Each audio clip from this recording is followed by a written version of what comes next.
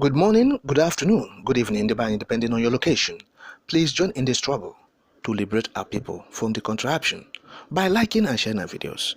Let me give you the updates. Stop injustice against Igbos or let them have Biafra, Archbishop is saying. Yes, Catholic Archbishop. Now, let me reveal his identity. He is the Catholic Archbishop of Okigwe Archdiocese, Methodist Church, Nigeria, and Bishop of Okigwe Diocese. Now, his name is His Grace Most Reverend Biafra Onoaga.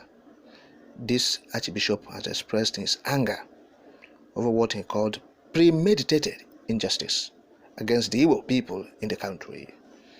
Now, Archbishop is saying, look, that the continued detention of Mazi Nnamdi Kanu and the result of the recently concluded presidential election in Nigeria were ploys. He said to push the Igbo nation into a physical combat.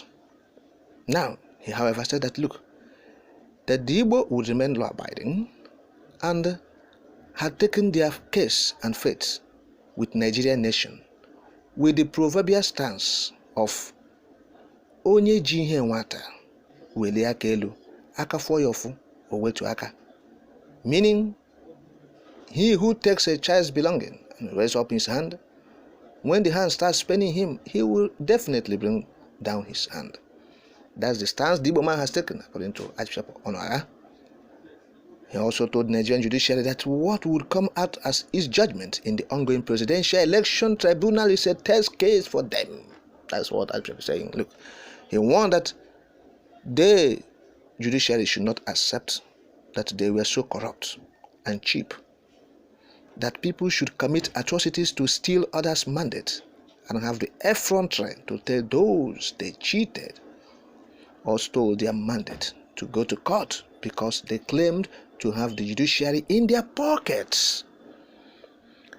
Archbishop Onoaga further warned that unless Nigerians they stop their premeditated injustice against the Igbo race, Nigeria will never work, and there was nothing that could make the country work optimally. Now, he suggested that if Nigeria would continue its premeditated injustice on the Igbo race, they had better allow the Igbo race to have Biafra, to go and build themselves.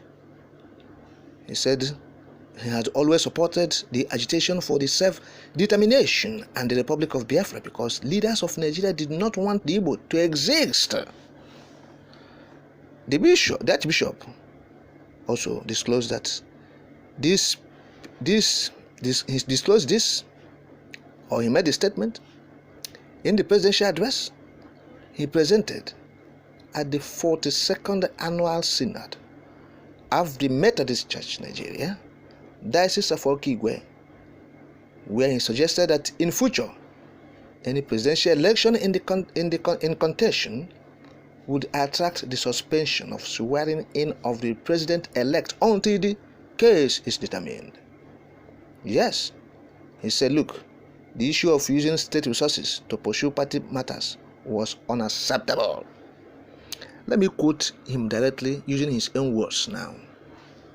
I quote, "The Igbo man is the only nation builder I know in this country. Why I get more worried is the fact that an Igbo man, as selfless as he is, in his development of the nations, Nigeria society hates him. Do I say it again? Yes, I think I should. The treatment against Igbo is the reason of the marriage called Nigeria is simply not working, and there is nothing that will make it work until they reverse the treatment meted on the Igbo race.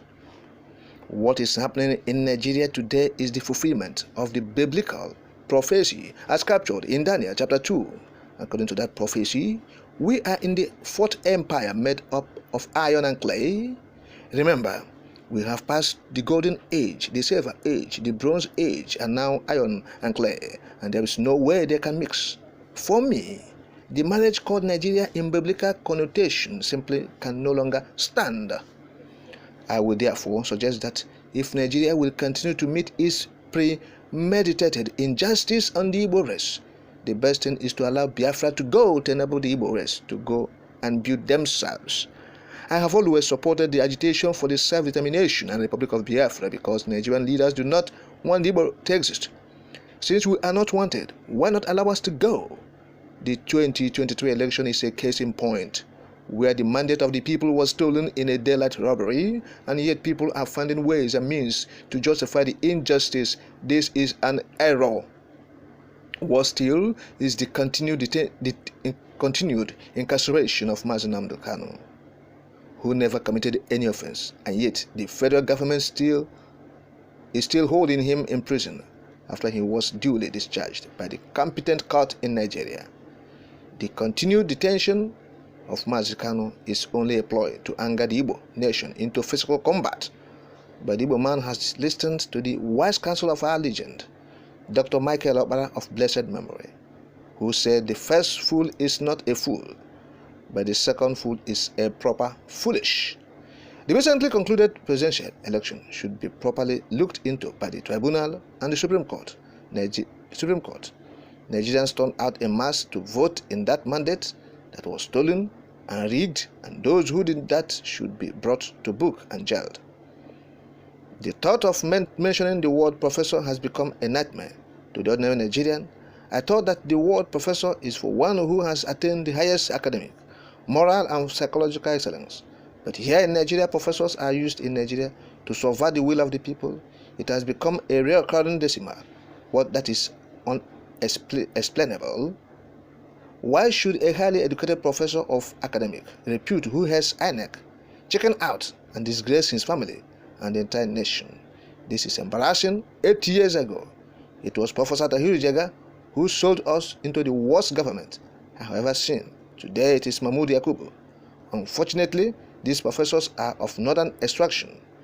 The only credible elections conducted in this nation after the return of democracy have been those of Professor Humphrey Nwosu and Professor Maurice Iwu, and it seems the Igbo man has the answer to Nigeria's problems, as recently professors again in Igbo extraction stood their grounds not to steal the mandate of the people in Abia and Enugu states.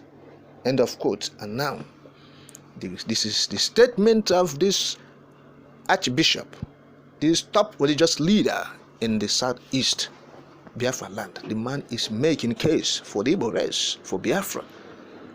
This is excitement we are having. This is cheering news. Let all religious leaders join forces with Archbishop Onuaga. Yes, let them join forces with him with this kind of zeal and commitment.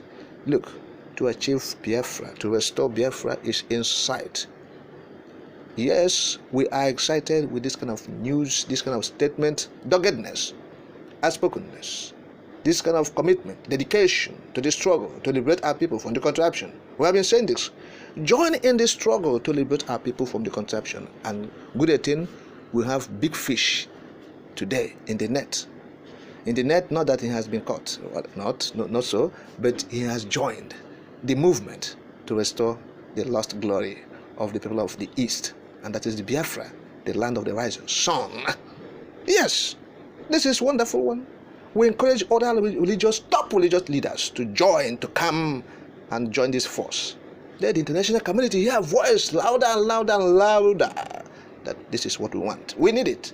Say it in your pulpit. Say it in your conventions. Say it in your synod. Say it in every fora you have gathered people of the Eastern, people of Biafra. Tell them the true word. Tell them the truth. Tell them the story of the Biafra. Tell them the history of their land that is filled with milk and honey, the land of the rising sun. And that is it. We commend you, Archbishop Onuaga, wonderful man.